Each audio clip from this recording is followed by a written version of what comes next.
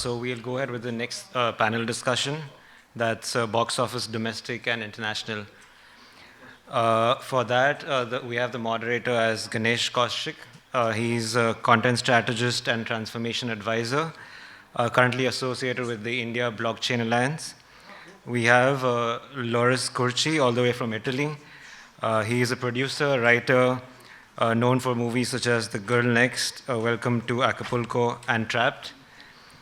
We have Sham Kurup, sorry. He's director, Aries Group. He's a naval architect with 11 years of experience. Um, we have Shrishti Bhel. She's CEO at Phantom Films. She's a seasoned producer with more than 3 decades of experience. We have Sharad Patel, who is founder SP Cinecorp Cinematic Venture. He's an experienced entrepreneur in multiple fields such as real estate, fashion, and entertainment. And we have Ankur Garg. Ankur and Love had founded Love Films in 2012 with a vision to tell relatable stories in the Indian cinema. I'd like to welcome them all on stage. Good afternoon. So we are talking about box office today. And there are a lot of interesting things, and there's a lot of trends that is happening in box office, both domestically and internationally. So I want to first start off with Loris in terms of how is the box office trend that is looking at internationally. You know, box office is a very obsolete word. Doesn't mean anything anymore, because it implies that you go out theatrically in countries that actually report the number of tickets that you sell. So it doesn't really give you a figure of what kind of money your film is making. So unless you're Marvel or a big Bollywood movie, then it's very hard to tell. There's many reasons, because when you sell a film, you sell a film to a buyer, and then the buyer sells the film to a distributor, and then the distributor goes to your TV network or to a digital platform. So between you and the audience, there are so many things in between that by the time it gets back, you don't really have an idea of how much money your film has generated. So I don't look at box office numbers anymore because they don't really tell you anything. But you probably know that as a producer, when you sell a film, the only money that you actually see is the money that the sales agent gives you, unless again you go out theatrically big, in big countries that actually report. So it's really difficult. It's very difficult. So I mean, the kind of layers that we are talking about, like in India, or especially after the digital cinema that is coming in, the layers have come down drastically. But still, I agree with you. What is reported in box office and what the producer makes, there's a lot of difference. And same is with Sharath also, being a producer. Yeah. Why don't you talk about the Indian market of box? So I think in the recent time, I think in this 1 year, we have seen massive growth and changes in the box office, the way box office has been behaving and reacting after the pandemic. Earlier, like crossing of 50 crore was a benchmark. Now 100, 300, 500 has become a new benchmark, right? Which means that the new territories have opened up globally and within India also, because audience have started watching cinema of different languages. So language is no more a barrier. Films are releasing in multiple languages. Yet again, the concern still remains of the reporting of the box office, because there are still unorganized channels of reporting. So it's very difficult to still reach to a proper estimate or validation of the collections. Also, I mean, I was speaking to Loris some time back, what the theater sells in terms of the ticket price, the producer gets only 10-15% of that. Is it true? So not really. Obviously, from the first week when it releases, right? Normally, Hindi films has a ratio of 50-50, and then it keeps reducing 5% every week. But on an average, you eliminate, you deduct the distributor's commission as well. Then on an average, if you average out a 4-week or a 5-week collection, it comes down to about 35% that comes to the producer. Which is still very low, anyway. So, Shyam, what kind of impact that these film festivals have on the box office? Okay. Uh, Thank you for the opportunity, Ganesh. Thank you, Content India. So many events happening here, so it's a great opportunity for me to be here. Well, you asking about the relevance of film festival with the box office numbers, right? It's conditional. It is basically geography driven. We say domestic and international. If we say international, the people, the distribution, the trade circle love film festival. Let's say your movie gets into the top film festival, or maybe the big five, the Cannes, Berlin, Venice, Toronto, or Sundance, then I don't think you have to even worry. The sales agent will come to your doorstep, take your movie and go. Like, for example, the festival Sundance, which happens in January in Utah, happens at -4 degrees centigrade. But I've seen big studios, Warner, Columbia, that time, they line up in queue, no fuss, no privileges, buy tickets, see the movie, and pick the movie if they like it. So that is the kind of love and respect they have for film festivals, and they do take the movies. India, domestic, it's different. We are the largest film producing company in the world, but film festival population globally, we are only 3%. And that has something to do with the correlation has something to do with the audience actually. Our audience is the box office, right? They buy the tickets. So our audience, they love song, dance, entertainment. And it's a no for the film festival. They give more value to the artistic thing of the movie than entertainment. So we have a scarcity, but things are changing for me. Like I come from Kerala. My movies were not seen beyond the boundaries, not much. But post-pandemic, with the OTT, Netflix, Amazon, and they have done a fabulously good job. My movies are now accepted cross borders. It's seen internationally, it's seen in other parts of India. So things are changing. But again, to be frank, it's a hard truth. 99% of the film festival in the world don't have a single buyer. Thank you so much. Ankur, it's more to you. We are talking about revenge travel and all those things, especially after Corona. Do you see a revenge film goers? Just yesterday, I was reading an article which said the revenge travel itself has gone down now. Now that the people have mostly started traveling, they have taken their revenge. So it actually made me think that excess of anything will eventually create fatigue. I personally feel that there might be a similar fatigue which might have been kicking in from a small screen perspective as well. For last couple of years, people have been, most of them have been consuming a lot of content, either on TV screens or on mobile phones or within the boundaries of their home and offices. So it does make sense to believe that eventually it will create some kind of a fatigue. This should create a reverse trend.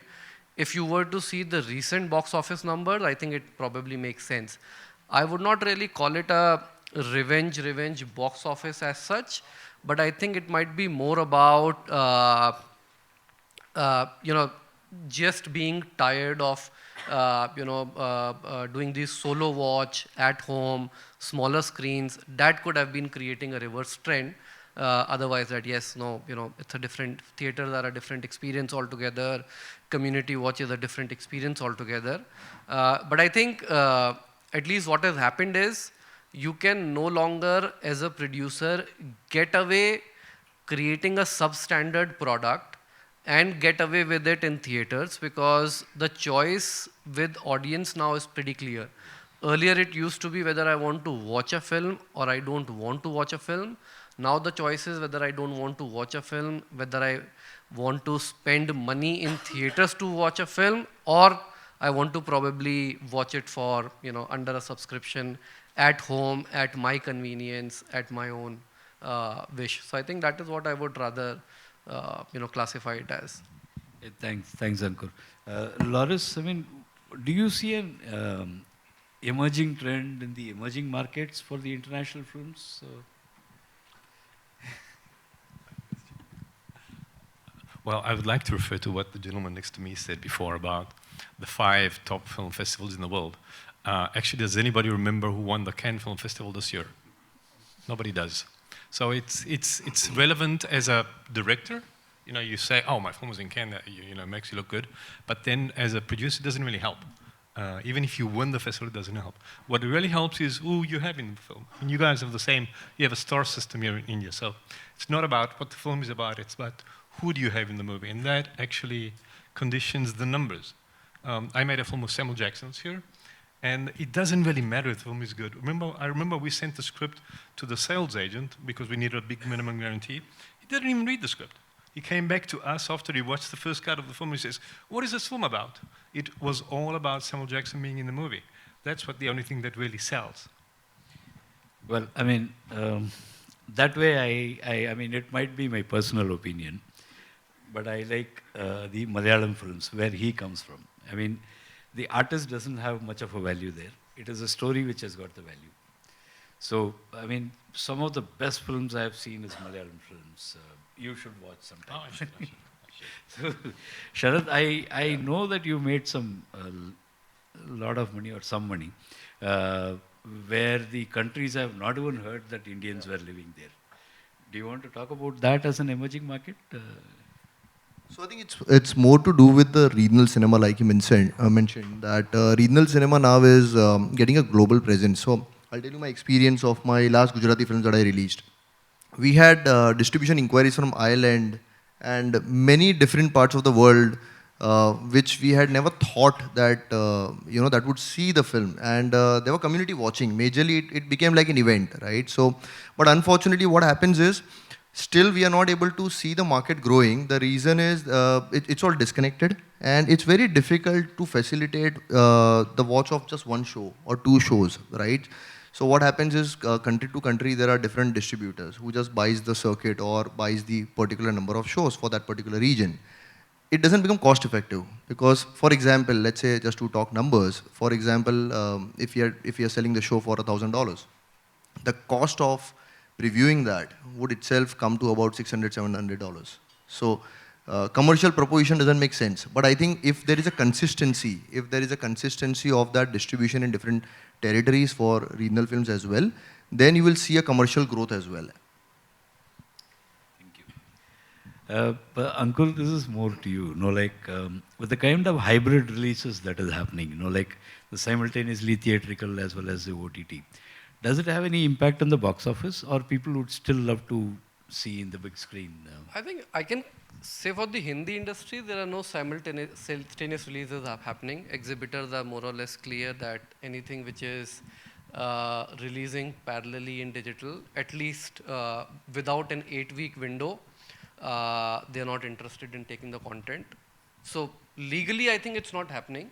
But I would say if it's happening in parallel, it will definitely be a dent on the box office. I think, yeah, that should not ideally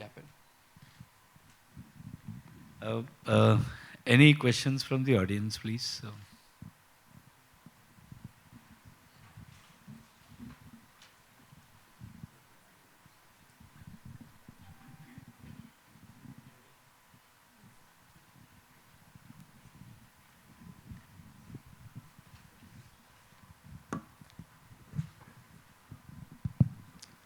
So one question that normally comes is, who is big, the star or the director? So if you look at the numbers now in even Bollywood, if you remove Shah Rukh Khan or Akshay Kumar or Prabhas, you don't see much box office numbers.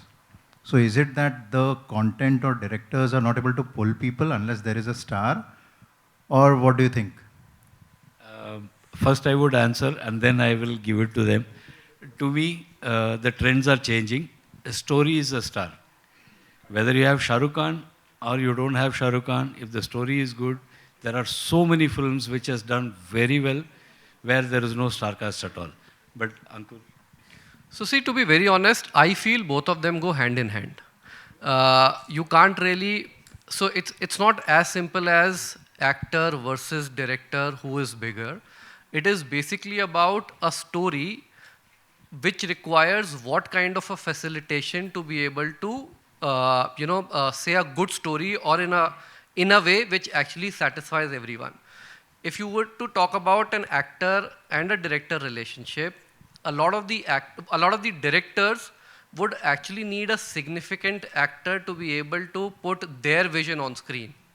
While yes, they can, you can always debate a big director can work with a newcomer actor and give him or her the same kind of positioning, but unfortunately, it will always have impact on the box office. So, even to get a director's vision out there, you will need a bigger actor. Or, a right actor rather than a bigger actor, you will need a right actor. On the contrary, vice versa, an actor who could be the biggest of the actor or the smallest of the actor in terms of their brand value or perception, package with the right director will always, create wonderful results. So it's not, so the whole debate of actor versus director, I feel is incorrect. I think it's actually a partnership which works together. You'll have all the combinations, bigger actor, smaller director, vice versa, having worked, not worked, and like Ganesh said, script is obviously a key thing which really differentiates a lot of content. Ultimately, content is the superstar. See, even with content, yes, a good script with a bigger actor and a bigger director can give different results versus a good script with a newcomer or a relatively, newer director or less known director will give different results. So it's not as simple as picking one amongst three. It's basically being able to create the right balance between three of them. No, I would put it this way, like I can't carry Sachin Tendulkar's bat and play like Sachin Tendulkar. So even if the script is good and if the director is bad, he can screw it up big time. Thank you. See, I'll just tell the example of when you say the thing. Example of Korea. Korea is 1/30th of Indian size. Production cost is too high. Okay, but they are a very big film producing. Contents are worldwide selling. So the thing is, necessity is the mother of invention. So there, they made a stream to get the contents outside Korea. So we will believe that our stars can take the movie, but if we think like that, it won't go beyond our country. See, our movies, if it's a Tamil movie, maximum we see South India. Now we are going pan-India. But beyond India, we only cater to the Indian diaspora in Middle East or USA, Australia. But as per the International Film and Television Academy, there are 103 territories in the world, language-driven. Africa itself, you have 30, 40 territories. So it's tough. I'm not saying that Indian movies can go there right away, but Koreans, they tried for years. Every film market you go, you will have a special booth for Korea where the government people come there, talk to people and promote the movies, not just the directors. They promote like anything. And our case is different. We rarely go there. We rarely explore. We are happy with what we are getting. But if these markets are tapped, it's now with OTT platform, now things are, now we believe in content. We are believing in contents and good stories. So things are not very far. It is possible. Thank you.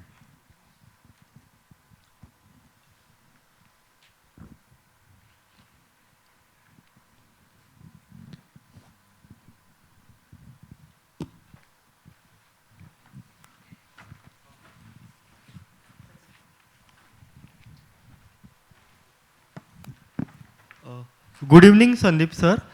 This question is for you specially. So, sir, recently you have directed a Gujarati movie, Bachchu Bhai, which was a very fantastic concept. So, sir, how are you looking the Gujarati movie industry and down the streamline, sir? Do you feel that will Gujarati movies will be having such a masses like Bollywood and Tollywood? It was a such first fantastic movie with storyline. So, how are you looking downstream Gujarati movies? So, first of all, I was the producer of the movie, not the director. Just a correction. Well, see, Gujarati movie trend, we have seen it changing massively like any other regional cinema.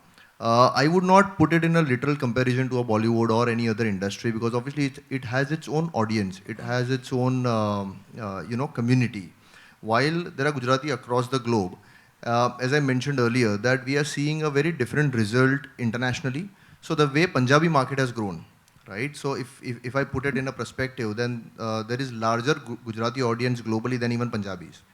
But we have seen Punjabi films doing more business internationally than in India itself, right? Because it has penetrated, the distribution has grown. We do see good responses coming from territories like US, Canada, Australia specifically for Gujarati films over the years. My first film that we released, Chello Divas, that actually started the trend. And year on year, we are seeing more and more films crossing boundaries. We are seeing more and more numbers coming in. So obviously the ROI is growing up, but we still need consistency. So what is happening is out of 10 films, you only have 2 films that are really seeing the light of the day or performing well. But to build audiences tempo, you need consistently good films coming in every second month in the theater so that the audiences are motivated, engaged, and that is how the industry will grow. Okay. Thank you, sir.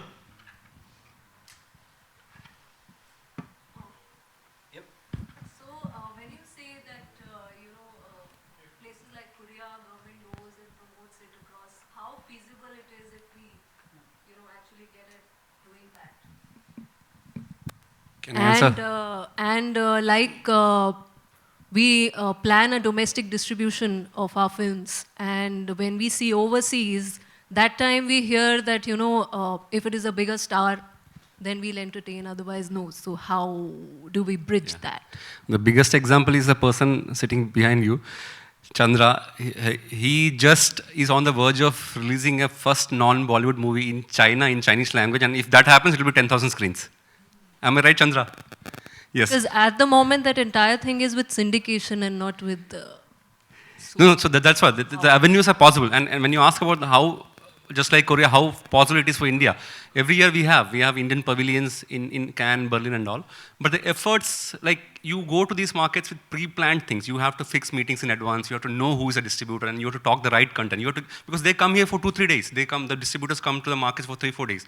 So if we give them the right content and the right mindset, they will surely come and pick. But we just go without planning. So that is one aspect. But as I said, people like Chandra and all now taking South Indian movies to China. So and in Chinese language. So those things are possible. I mean, I want to say something, but I'm sure Ankur and Sharad will not agree with me. We are very bad in marketing. That's a fact. You go to Tamil Nadu, the kind of K-pop culture that is there, it's amazing. It never, nobody said, give me Chinese content. They promoted it, and we are not. And I used to tell, sorry, Rollis, if only I Krishna... think with Pan-India, that is changing, no? Pan-India release. If only Krishna and Rama were born in US, there wouldn't have been Starman, Spider-Man, Superman, and all those men. We don't know how to market. So marketing in South is still sorted because we know what to do. Here, things are so, things have changed so much that it's so unpredictable, we don't know how to get it right. I don't want to talk something else here. There are a lot of opportunities that are there. Like how many,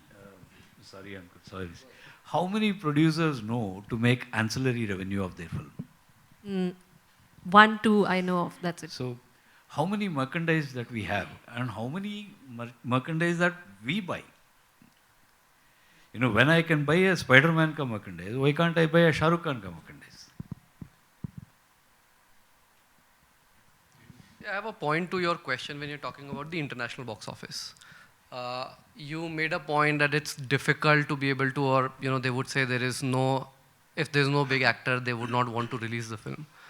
You'll also need to... From revenue point of view is from what a revenue they point suggest. of view. So you'll also need to see it from the other side of the equation. Let's talk about a theater owner. A theater owner who has made capital expenses, who actually have to run operational expenses as well, and a theater owner has a choice of 10 different films. And his,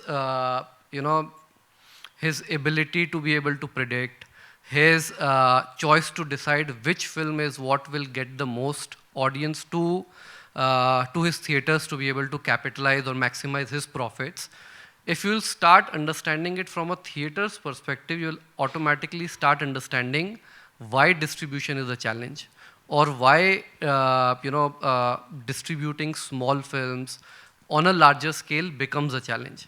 Now, all of it starts getting linked to the marketing spend as well. There will be theater owners who will be ready to release your film as long as you are ready to take the risk.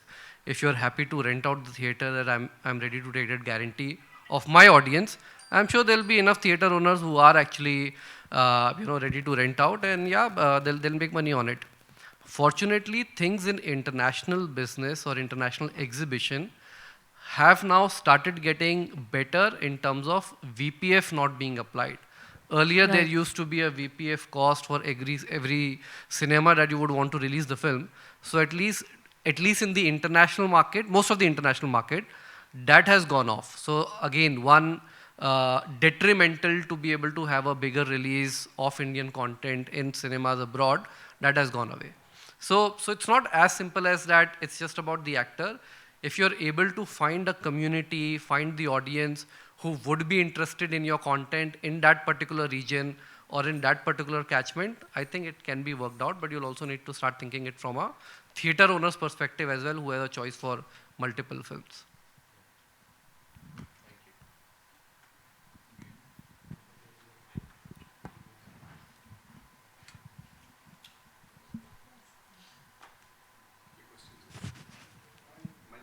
Good evening, everybody.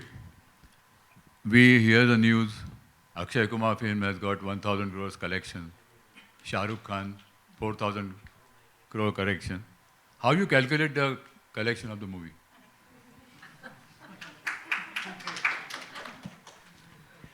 The collection of the movie is calculated based on the box office that is getting reported. But majority of the box office, which are single theaters, you won't get any report. So that 4,000 could be 40,000 also. I have something interesting. Can I say something real quick? About the gentleman who has 10,000 theaters in China. Oh, I'm like, congratulations. Screens, sorry. But congratulations. I have a very funny story about that because years ago I did a horror film called 11-11-11. It was with the director of the Saw movies. Like, it's a big shot in horror films. And we did a deal with China for 5,000 screens.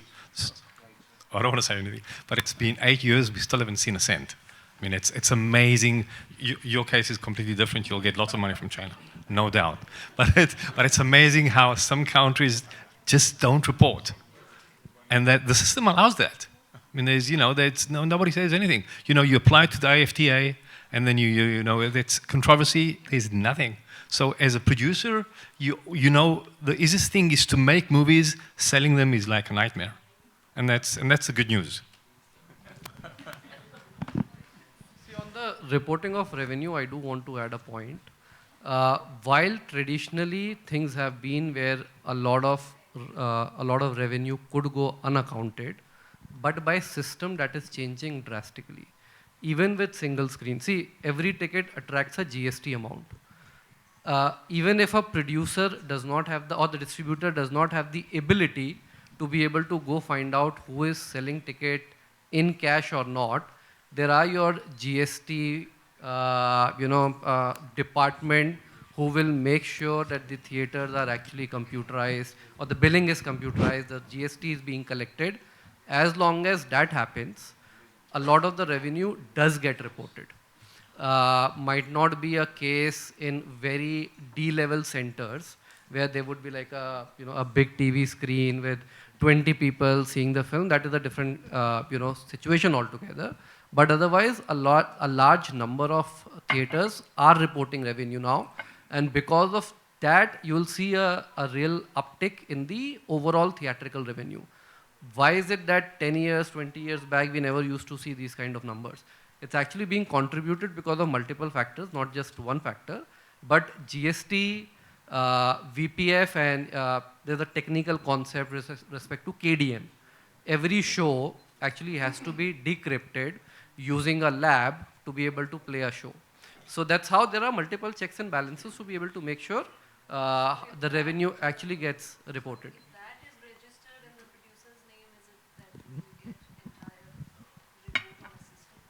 So see, the problem is the consolidation. There is no one single multiplex chain. There are multiple multiplex chains. There are multiple exhibitors.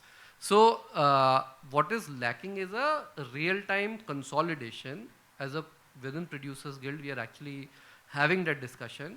Abroad, there is earlier it used to be Rentrack, which is now Comscore, who is actually doing a great job where the theaters cooperate to be able to give real-time numbers around the revenue that they are making. We are trying if that is something which can come to India as well, but I think it's a gradual journey. So if that happens, there will be a much better consolidation of real-time numbers. You know, also, I mean, how do you book your tickets if you have to go to a movie? Book my show? But no, who goes directly to the theater and buys tickets? Nobody. You know, like it's. Yeah, so it's Book My Show, and Book My Show is willing to open their accounts and show you everything. Except for single screens, all the other screens you get reported. So to answer his question, earlier we never saw so many crores because there was not, reporting is not proper. Now the reporting is proper, so you are seeing a lot of crores. Hi. Can I? Hi. Yeah. Hi. Can I ask you a question? I'm very interested in what is happening with A24 across the world these days, the production house. Normally, as opposed to other production houses that actually make movies which are risk averse, at least a little bit. Like A24 seems to be like doing very risky films, quirky, risky films. How are they operating? Yes. You know, it's funny because A24 is like it's in fashion right now. Every time you make a reference to a movie, you have to mention them to sound hip. I think it's mostly the high concept. They came out with a couple of very original horror films in the first place that, you know, horror films always sell. They came, and I guess because of that, then they've attracted filmmakers that have original concepts. To tell you the truth, some of the films I find like very difficult to follow. But like the film that won the Oscar, what was the title again? I've no idea why that film won the Oscar as best movie. I mean, to me, it's really a mystery. But then they come up with some very original stuff like Midsummer, which is like probably the most original horror films in 10 years. So I think it's really about the concept. In this case, he was right. Ganesh was right when he said the concept is important. They're probably the only production company today that doesn't need stars or name directors. They don't need Quentin Tarantino or Tom Cruise to make money. I meant like how are they taking so many risks is like, you know, as opposed to like a lot of other, and I also hear that, you know, a lot of content from across the world is welcome to them, and, you know, and essentially they're taking a lot more risks than most production houses, right? But then you have to owe it to the American like industry, the film industry, because they give us lots of crap, but then they come up with filmmakers that are extremely original, which is something that you don't. I come from Italy, where we don't really have. We have nothing. We have nothing to offer the world. We just rely on the old names like Fellini. We still think that another Fellini will come along. It's not going to happen. But the Americans they have such a big industry that they can afford to take a risk, which is what we can't. We can't really do. We have to rely on, you know, some public subsidies or do co-productions or get MGs. We can't really rely on an audience because we don't have one. Hello. Hi. Thanks for all of you guys. You were touching down on very interesting points. Now, from a VC or a private equity guy, if you just want to give me a breakup that for every 100 rupees spent, where the money goes and what is the flow of that 100 rupees spent on a box office. So you can either say to me from a theater owner's perspective, you can tell me from a producer, director, I don't care, but I just want to have a breakup. So if I want to take a risk on a new guy, right, or a new content people, there's so much of oblivion stories out there. So if you just want to give me a short breakup, it'll be great. So I understand. It's a fairly detailed conversation, but I'll try and break it down for you as simple as possible. Thank you. Are you more interested on the expenses side or on the revenue side? More interested in the expenses side. More on the expenses side. Okay. So see, it is difficult, but I'll still categorize the expenses in, let's say, 6 different buckets, without getting into the specific ratios, because the ratio or the percentage would be depending on the specific film. So I would categorize the first bigger category, the top category would be a COP, P&A, and the cost of money. When you talk about COP, that's cost of production, which is basically your expense. How do you make a film? Just to get the product ready. Now the COP further is divided into ATL, BTL, and post-production, or you could also call it, you could also divide it between, so if you were to say ATL and BTL, above the line, which is your top talent of the film, actors, directors, HODs. And then the BTL is basically, all the expenses that you actually make to be able to shoot the film. A lot of people also, a lot of producers have also divided between pre-production, production, and post-production, where pre-production is basically you're developing the film, production is basically the shooting the film, and the post-production is basically your post, which is edit, color correction, VFX, and stuff like that. So those are the different buckets which basically form your cost of production. Then there is the P&A part of it, which is publicity and advertising, which is more to do with marketing. Marketing again happens through traditional channels like TV, print, or digital. Again, the PR cost, and also the spend to be able to put films in the theater, which is your VPF cost. All of this forms part of P&A. And depending on what kind of a deal have you struck, the third component is your cost of money. Basically, the interest or some kind of fixed returns that you are actually assuring your investor. So that really is the cost of money. So these three components form the overall expenses on a film. Actually, I want to add one more point. Like the mounting also has got a lot of costs. Script writing and mounting, which is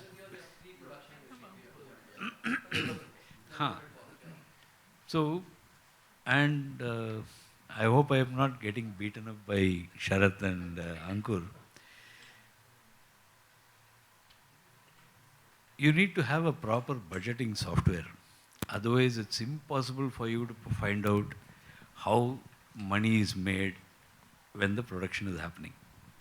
One line item will be written in 3 different ways in 3 different areas. It's impossible for you to find out that. And these guys have mastered that. So if you can control that, then your expenses is controlled.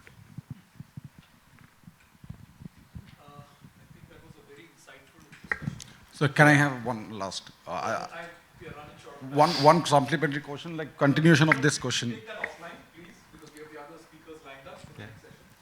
So you could have an offline discussion with the panelists. So over to you. Thank you to the panelists. I'll just call on stage Satyendra Mehra. He's Group Director, Nuremberg Messe, to hand over the mementos.